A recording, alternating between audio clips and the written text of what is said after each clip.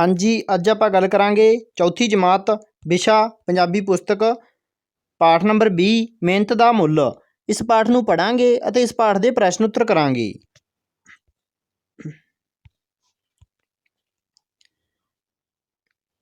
ईश्वर चंद्र विद्यासागर साडे देश ਦੇ ਉੱਘੇ विद्वान ਹੋਏ ਹਨ। ਇੱਕ ਵਾਰ ਈਸ਼ਵਰ ਚੰਦਰ ਵਿਦਿਆਸਾਗਰ ਬਾਜ਼ਾਰ ਵਿੱਚੋਂ ਲੰਘ ਰਹੇ ਸਨ। ਉਹ ਇੱਕ ਮੰਗਤੇ ਦੀ ਆਵਾਜ਼ ਸੁਣ ਕੇ ਰੁਕ ਗਏ। ਮੰਗਤਾ ਇੱਕ ਛੋਟੀ ਜਿਹੀ ਉਮਰ ਦਾ ਮੁੰਡਾ ਸੀ। ਉਹਨਾਂ ਨੇ ਮੁੰਡੇ ਵੱਲ ਗਹੁ ਨਾਲ ਤੱਕਿਆ। ਮੁੰਡੇ ਦੇ ਨੈਣ ਪ੍ਰਾਣ ਤਾਂ ਸਬੂਤੇ ਸਨ, ਪਰ ਸਰੀਰ ਬੜਾ ਕਮਜ਼ੋਰ ਸੀ। ਵਿਦਿਆਸਾਗਰ ਜੀ ਨੂੰ ਇਹ ਸਮਝਦਿਆਂ ਦੇਰ ਨਾ ਲੱਗੀ ਕਿ ਉਹ ਮੁੰਡਾ ਸੱਚਮੁੱਚ ਹੀ ਬਹੁਤ ਗਰੀਬ ਹੈ। ਉਹਨਾਂ ਨੂੰ ਆਪਣੇ ਵੱਲ ਵੇਖਦਿਆਂ ਤੱਕ ਕੇ ਮੁੰਡੇ ਨੇ ਤਰਲਾ ਭਰ ਕੇ ਆਖਿਆ, ਬਾਬੂ ਜੀ, ਇੱਕ ਪੈਸਾ, ਮੈਂ 2 ਦਿਨਾਂ ਤੋਂ ਕੁਝ ਨਹੀਂ ਖਾਧਾ।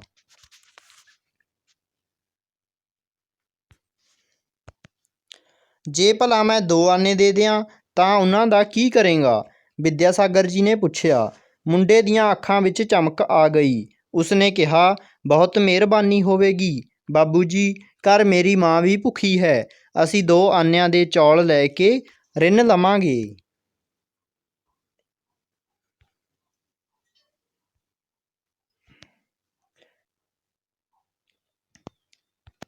ਜੇ ਭਲਾ ਮੈਂ ਤੈਨੂੰ 4 ਆਨੇ ਦੇ ਦਿਆਂ ਫਿਰ? ਵਿਦਿਆਸਾਗਰ ਜੀ ਨੇ ਪੁੱਛਿਆ। ਫਿਰ ਕੱਲ੍ਹ ਨੂੰ ਵੀ ਖਾਣ ਨੂੰ ਮਿਲ ਜਾਏਗਾ, ਮੁੰਡੇ ਨੇ ਕਿਹਾ। ਜੇ 8 ਆਨੇ? ਵਿਦਿਆਸਾਗਰ ਜੀ ਨੇ ਅਜੇ ਗੱਲ ਪੂਰੀ ਵੀ ਨਹੀਂ ਸੀ ਕੀਤੀ ਕਿ ਮੁੰਡਾ ਕੁਝ ਚੁੱਪ ਜਿਹਾ ਹੋ ਗਿਆ। ਉਹ ਸ਼ਾਇਦ ਇਹ ਸੋਚਣ ਲੱਗ ਪਿਆ ਸੀ ਕਿ ਇਹ ਆਦਮੀ ਉਸ ਨਾਲ ਮਖੌਲ ਕਰ ਰਿਹਾ ਹੈ। 8 ਆਨੇ ਕਿੰਜ ਦੇਵੇਗਾ? ਉਸਨੂੰ ਤਾਂ ਇੱਕ ਪੈਸਾ ਵੀ ਡਾਢੀ ਮੁਸ਼ਕਲ ਨਾਲ ਮਿਲਦਾ ਹੈ। ਉਸਦੇ ਚੁੱਪ ਹੋਣ ਉੱਤੇ ਵਿਦਿਆਸਾਗਰ ਜੀ ਵੀ ਸਮਝ ਗਏ ਕਿ ਭਿਖਾਰੀ ਮੁੰਡਾ ਇਸ ਵੇਲੇ ਕੀ ਸੋਚ ਰਿਹਾ ਹੈ। 1 ਮਿੰਟ ਲਈ ਚੁੱਪ ਰਹਿ ਕੇ ਬੋਲੇ, ਦੱਸ ਨਾ, ਕੀ ਕਰੇਂਗਾ 8 ਆਨਿਆਂ ਦਾ? ਮੁੰਡਾ ਜਰਾ ਖਿਝ ਗਿਆ। ਕਹਿਣ ਲੱਗਾ, ਬਾਬੂ ਜੀ, ਕਿਉਂ ਮਖੌਲ ਕਰਦੇ ਹੋ? ਜੇ ਮੈਨੂੰ ਗਰੀਬ ਨੂੰ ਕੁਝ ਦੇਣਾ ਨਹੀਂ ਤਾਂ ਮੇਰੀ ਗਰੀਬੀ ਦਾ ਮਖੌਲ ਤਾਂ ਨਾ ਉਡਾਓ। ਵਿਦਿਆਸਾਗਰ ਜੀ ਨੇ ਉਸ ਮੁੰਡੇ ਬਾਰੇ ਜੋ ਸੋਚਿਆ ਸੀ ਉਹ ਠੀਕ ਨਿਕਲਿਆ। ਉਹਨਾਂ ਬੜੇ ਠਰ੍ਹੰਮੇ ਨਾਲ ਕਿਹਾ, ਮੈਂ ਤੈਨੂੰ ਮਖੌਲ ਨਹੀਂ ਕਰਦਾ ਪੁੱਤਰ, ਮੈਂ ਸੱਚਮੁੱਚ ਤੈਨੂੰ 8 ਆਨੇ ਨਹੀਂ ਸਗੋਂ 1 ਰੁਪਈਆ ਦੇਵਾਂਗਾ। ਮੈਂ ਤੈਨੂੰ ਪੁੱਛਣਾ ਚਾਹੁੰਦਾ ਹਾਂ ਕਿ ਤੂੰ ਉਸ ਰੁਪਏ ਦਾ ਕੀ ਕਰੇਂਗਾ?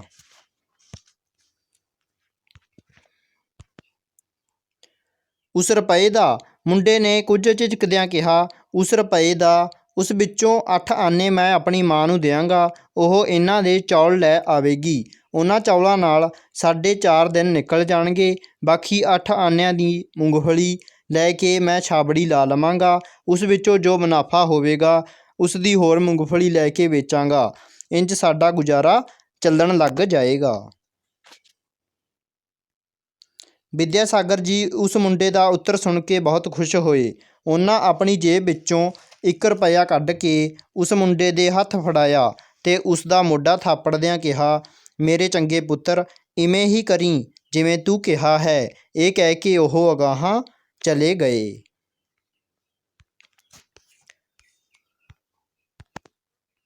ਇਸ ਤੋਂ ਕੋਈ 10 ਵਰ੍ਹੇ ਬਾਅਦ ਵਿਦਿਆਸਾਗਰ ਜੀ ਉਸੇ ਸ਼ਹਿਰ ਵਿੱਚੋਂ ਲੰਘ ਰਹੇ ਸਨ। ਉਹਨਾਂ ਨੂੰ ਇੱਕ ਨੌਜਵਾਨ ਨੇ ਆ ਕੇ ਪੈਰੀਂ ਹੱਥ ਲਾਏ। ਉਸ ਨੌਜਵਾਨ ਨੇ ਚੰਗੇ ਕੱਪੜੇ ਪਾਏ ਹੋਏ ਸਨ। ਵਿਦਿਆਸਾਗਰ ਜੀ ਉਸਨੂੰ ਪਛਾਣ ਨਾ ਸਕੇ। ਮੱਥਾ ਟੇਕਣ ਪਿੱਛੋਂ ਉਸ ਮੁੰਡੇ ਨੇ ਉਹਨਾਂ ਨੂੰ ਹੱਥ ਜੋੜਦਿਆਂ ਕਿਹਾ, ਬਾਬੂ ਜੀ, ਮਿਹਰਬਾਨੀ ਕਰਕੇ ਜਰਾ 1 ਮਿੰਟ ਲਈ ਮੇਰੇ ਨਾਲ ਆਓ। ਉਹ ਇਹ ਕਹਿ ਕੇ ਸਾਹਮਣੀ ਦੁਕਾਨ ਵੱਲ ਵਧਿਆ। ਵਿਦਿਆਸਾਗਰ ਜੀ ਵੀ ਉਸ ਦੇ ਪਿੱਛੇ ਪਿੱਛੇ ਤੁਰ ਪਏ। ਦੁਕਾਨ ਅੰਦਰ ਜਾ ਕੇ ਉਸ ਨੌਜਵਾਨ ਮੁੰਡੇ ਨੇ ਉਹਨਾਂ ਨੂੰ ਬੜੇ ਸਤਿਕਾਰ ਨਾਲ ਬਿਠਾਉਂਦਿਆਂ ਕਿਹਾ, ਬਾਬੂ ਜੀ, ਪਛਾਣਿਆ ਨਹੀਂ ਮੈਨੂੰ? ਮੈਂ ਉਹੀ ਭਿਖਾਰੀ ਮੁੰਡਾ ਹਾਂ ਜਿਸ ਨੂੰ ਅੱਜ ਤੋਂ ਬਹੁਤ ਸਾਲ ਪਹਿਲਾਂ ਤੁਸੀਂ 1 ਰੁਪਇਆ ਦਿੱਤਾ ਸੀ। ਹੁਣ ਇਹ ਦੁਕਾਨ ਮੇਰੀ ਹੈ। ਵਿਦਿਆਸਾਗਰ ਜੀ ਸਾਰੀ ਗੱਲ ਸਮਝ ਗਏ। ਇਸ ਵੇਲੇ ਉਹਨਾਂ ਦੇ ਚਿਹਰੇ 'ਤੇ ਅਕਹਿ ਖੁਸ਼ੀ ਸੀ। ਚਾਹ ਪਾਣੀ ਪਿਆਉਣ ਪਿੱਛੋਂ ਉਸ ਨੌਜਵਾਨ ਮੁੰਡੇ ਨੇ ਉਹਨਾਂ ਨੂੰ 1000 ਰੁਪਇਆ ਭੇਟ ਕਰਨਾ ਚਾਹਿਆ। ਵਿਦਿਆਸਾਗਰ ਜੀ ਨੇ ਇਹ ਰੁਪਏ ਇਹ ਕਹਿ ਕੇ ਵਾਪਸ ਕਰ ਦਿੱਤੇ, ਮੇਰੇ ਚੰਗੇ ਪੁੱਤਰ, ਇਹ ਰੁਪਈਏ ਤੂੰ ਆਪਣੇ ਕੋਲ ਰੱਖ। ਜਦੋਂ ਕੋਈ ਲੋੜਵੰਦ ਇਨਸਾਨ ਮਿਲੇ ਤਾਂ ਉਸ ਦੀ ਸਹਾਇਤਾ ਕਰਨੀ। ਮੈਂ ਬਹੁਤ ਖੁਸ਼ ਹਾਂ ਕਿ ਤੂੰ ਉਦੋਂ ਮੈਨੂੰ ਜੋ ਵਚਨ ਦਿੱਤਾ ਸੀ ਉਹ ਨਿਭਾਇਆ ਹੈ। ਇਹ ਦੁਕਾਨ, ਇਹ ਰੁਪਈਏ ਤੇਰੀ ਮਿਹਨਤ ਦਾ ਮੁੱਲ ਹੈ।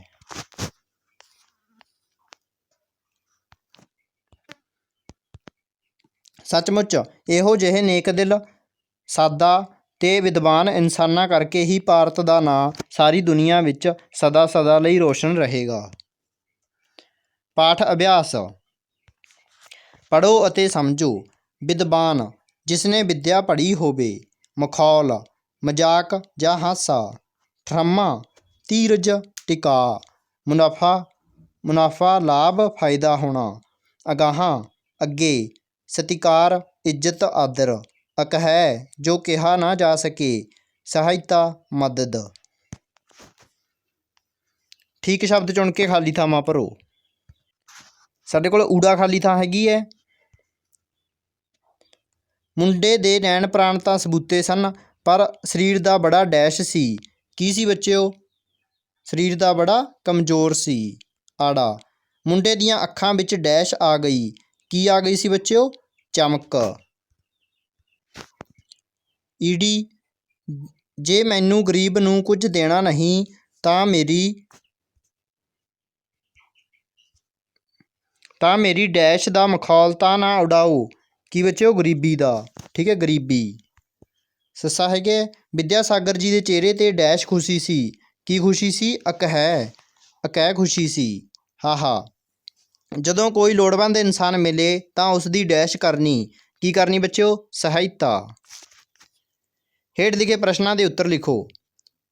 ਈਸ਼ਵਰ ਚੰਦਰ ਵਿਦਿਆਸਾਗਰ ਕੌਣ ਸਨ? ਈਸ਼ਵਰ ਚੰਦਰ ਵਿਦਿਆਸਾਗਰ ਜੀ ਸਾਡੇ ਦੇਸ਼ ਦੇ ਉੱਘੇ ਵਿਦਵਾਨ ਸਨ।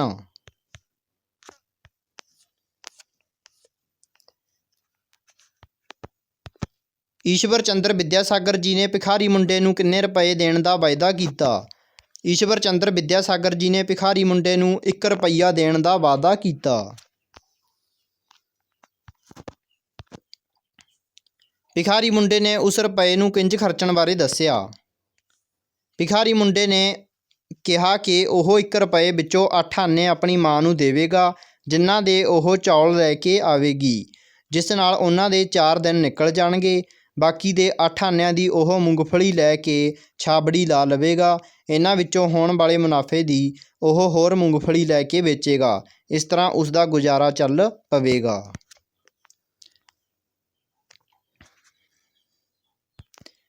ਦੁਕਾਨ ਅੰਦਰ ਜਾ ਕੇ ਨੌਜਵਾਨ ਨੇ ਵਿਦਿਆਸਾਗਰ ਜੀ ਨੂੰ ਕੀ ਕਿਹਾ? ਉੱਤਰ ਹੈਗੇ ਬੱਚਿਓ, ਦੁਕਾਨ ਅੰਦਰ ਜਾ ਕੇ ਨੌਜਵਾਨ ਨੇ ਵਿਦਿਆਸਾਗਰ ਜੀ ਨੂੰ ਦੱਸਿਆ ਕਿ ਉਹ ਉਹੀ ਭਿਖਾਰੀ ਮੁੰਡਾ ਹੈ ਜਿਸ ਨੂੰ ਉਹਨਾਂ ਨੇ ਅੱਜ ਤੋਂ ਬਹੁਤ ਸਾਲ ਪਹਿਲਾਂ 1 ਰੁਪਈਆ ਦਿੱਤਾ ਸੀ। ਹੁਣ ਉਹ ਇੱਕ ਦੁਕਾਨ ਦਾ ਮਾਲਕ ਹੈ। ਨੌਜਵਾਨ ਨੇ ਵਿਦਿਆਸਾਗਰ ਜੀ ਨੂੰ ਕੀ ਦੇਣਾ ਚਾਹਿਆ? ਨੌਜਵਾਨ ਨੇ ਵਿਦਿਆਸਾਗਰ ਜੀ ਨੂੰ 1000 ਰੁਪਇਆ ਦੇਣਾ ਚਾਹਿਆ। ਵਿਦਿਆਸਾਗਰ ਜੀ ਨੇ ਰੁਪਏ ਕੀ ਕਹਿ ਕੇ ਵਾਪਸ ਕਰ ਦਿੱਤੇ? ਵਿਦਿਆਸਾਗਰ ਜੀ ਨੇ 1000 ਰੁਪਏ ਇਹ ਕਹਿ ਕੇ ਵਾਪਸ ਕਰ ਦਿੱਤੇ ਕਿ ਜਦੋਂ ਉਸਨੂੰ ਕੋਈ ਲੋੜਵੰਦ ਇਨਸਾਨ ਮਿਲੇ ਤਾਂ ਇਹ ਕਹਿ ਕੇ ਵਾਪਸ ਕਰਦੇ, ਜਦੋਂ ਉਸਨੂੰ ਕੋਈ ਲੋੜਵੰਦ ਇਨਸਾਨ ਮਿਲੇ ਤਾਂ ਉਸ ਦੀ ਸਹਾਇਤਾ ਕਰੇ। ਹੇਠ ਲਿਖੇ ਸ਼ਬਦਾਂ ਨੂੰ ਵਾਕਾਂ ਵਿੱਚ ਵਰਤੋ। ਬੱਚਿਓ, ਇਹਨਾਂ ਸ਼ਬਦਾਂ ਨੂੰ ਆਪਾਂ ਨੇ ਵਾਕਾਂ ਦੇ ਵਿੱਚ ਵਰਤਣਾ ਹੈ। ਪਹਿਲਾ ਵਾਕ ਸ਼ਬਦ ਹੈਗਾ ਸਾਡੇ ਕੋਲ ਮਿਹਨਤ। ਮਿਹਨਤ ਕਰਨ ਵਾਲਾ ਆਦਮੀ ਕਦੇ ਭੁੱਖਾ ਨਹੀਂ ਮਰਦਾ। ਮਿਹਰਬਾਨੀ, ਮਿਹਰਬਾਨੀ ਕਰਕੇ ਮੈਨੂੰ 1 ਦਿਨ ਦੀ ਛੁੱਟੀ ਦਿਓ। ਲੋੜਵੰਦ, ਸਾਨੂੰ ਹਰ ਲੋੜਵੰਦ ਦੀ ਮਦਦ ਕਰਨੀ ਚਾਹੀਦੀ ਹੈ।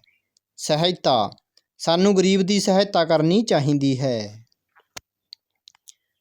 ਰੋਸ਼ਨ, ਸਾਨੂੰ ਪੜ੍ਹ ਲਿਖ ਕੇ ਮਾਂ ਬਾਪ ਦਾ ਨਾਂ ਰੋਸ਼ਨ ਕਰਨਾ ਚਾਹੀਦਾ ਹੈ। ਹੇਠ ਲਿਖੇ ਸ਼ਬਦ ਕਿਸ ਨੇ ਕਿਸ ਨੂੰ ਕਹੇ? ਬਾਬੂ ਜੀ 1 ਪੈਸਾ, ਮੈਂ 2 ਦਿਨਾਂ ਤੋਂ ਕੁਝ ਨਹੀਂ ਖਾਧਾ। ਇਹ ਸ਼ਬਦ ਕਿਸ ਨੇ ਕਹੇ ਸੀ ਬੱਚਿਓ? ਇਹ ਸ਼ਬਦ ਭਿਖਾਰੀ ਮੁੰਡੇ ਨੇ ਈਸ਼ਵਰ ਚੰਦਰ ਵਿਦਿਆਸਾਗਰ ਜੀ ਨੂੰ ਕਹੇ। ਜੇ ਭਲਾ ਮੈਂ ਤੈਨੂੰ 4 ਆਨੇ ਦੇ ਦਿਆਂ ਫੇਰ? ਇਹ ਸ਼ਬਦ ਕਿਹਨੇ ਕਹੇ ਸੀ ਬੱਚਿਓ? ਇਹ ਸ਼ਬਦ ਈਸ਼ਵਰ ਚੰਦਰ ਵਿਦਿਆਸਾਗਰ ਜੀ ਨੇ ਭਿਖਾਰੀ ਮੁੰਡੇ ਨੂੰ ਕਹੇ ਸੀ। ਈੜੀ, ਮੇਰੇ ਚੰਗੇ ਪੁੱਤਰ ਇਵੇਂ ਹੀ ਕਰੀ ਜਿਵੇਂ ਤੂੰ ਕਿਹਾ ਹੈ। ਇਹ ਸ਼ਬਦ ਕਿਹਨੇ ਕਹੇ ਸੀ ਬੱਚਿਓ? ਇਹ ਸ਼ਬਦ ਈਸ਼ਵਰ ਚੰਦਰ ਵਿਦਿਆਸਾਗਰ ਜੀ ਨੇ ਭਿਖਾਰੀ ਮੁੰਡੇ ਨੂੰ ਕਹੇ।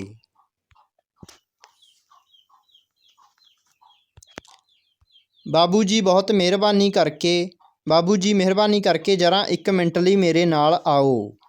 ਇਹ ਸ਼ਬਦ ਨੌਜਵਾਨ ਨੇ ਈਸ਼ਵਰ ਚੰਦਰ ਵਿਦਿਆਸਾਗਰ ਜੀ ਨੂੰ ਕਹੇ।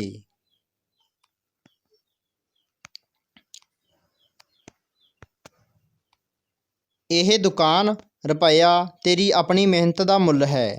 ਇਹ ਸ਼ਬਦ ਕਿਹਨੇ ਕਹੇ ਸੀ? ਇਹ ਸ਼ਬਦ ਈਸ਼ਵਰ ਚੰਦਰ ਵਿਦਿਆਸਾਗਰ ਜੀ ਨੇ ਨੌਜਵਾਨ ਮੁੰਡੇ ਨੂੰ ਕਹੇ ਸੀ।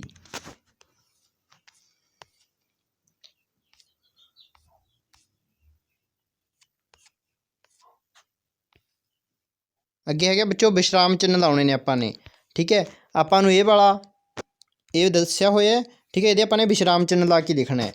ਮੁੰਡਾ ਜਰਾ ਖਿਝ ਗਿਆ। ਇਸ ਤੋਂ ਬਾਅਦ ਆਪਾਂ ਨੇ ਲਾਉਣੀ ਹੈ ਡੰਡੀ। ਇੱਥੇ ਆਪਾਂ ਨੇ ਡੰਡੀ ਲਾਈ ਹੋਈ ਹੈ, ਦੇਖੋ। ਠੀਕ ਹੈ, ਕਹਿਣ ਲੱਗਾ ਤੋਂ ਬਾਅਦ ਕੋਮਾ ਆਊਗਾ। ਇਹਨੂੰ ਕੋਮਿਆਂ ਦੇ ਵਿੱਚ ਲਿਖਿਆ ਜਾਊਗਾ ਕਿਉਂਕਿ ਉਹ ਕਿਸੇ ਦੁਆਰਾ ਕਹੀ ਹੋਈ ਗੱਲ ਹੈ। ਬਾਬੂ ਜੀ ਕਿਉਂ ਮਖੌਲ ਕਰਦੇ ਹੋ? ਇਹ ਤੋਂ ਬਾਅਦ ਆਪਾਂ ਲਾਵਾਂਗੇ ਪ੍ਰਸ਼ਨ ਚਿੰਨ੍ਹ। ਜੇ ਮੈਨੂੰ ਗਰੀਬ ਨੂੰ ਕੁਝ ਦੇਣਾ ਨਹੀਂ ਤਾਂ ਮੇਰੀ ਗਰੀਬੀ ਦਾ ਮਖੌਲ ਤਾਂ ਨਾ ਉਡਾਓ। ਇਸ ਤੋਂ ਬਾਅਦ ਲਾਵਾਂਗੇ ਆਪਾਂ ਡੰਡੀ ਅਤੇ ਕੋਮੇ ਬੰਦ ਕਰ ਦਾਂਗੇ 2। ਇਹ ਤੁਸੀਂ ਲਿਖ ਸਕਦੇ ਹੋ ਇਹ ਵਾਲਾ। ਠੀਕ ਹੈ, ਇਸ ਤੋਂ ਬਾਅਦ ਆਪਾਂ ਅੱਗੇ ਦੇਖਦੇ ਹਾਂ। ਬੱਚਿਓ, ਜੇਕਰ ਤੁਹਾਨੂੰ 100 ਰੁਪਏ ਦੇ ਦਿੱਤੇ ਜਾਣ ਤਾਂ ਤੁਸੀਂ ਉਹਨਾਂ ਦਾ ਕੀ ਕਰੋਗੇ?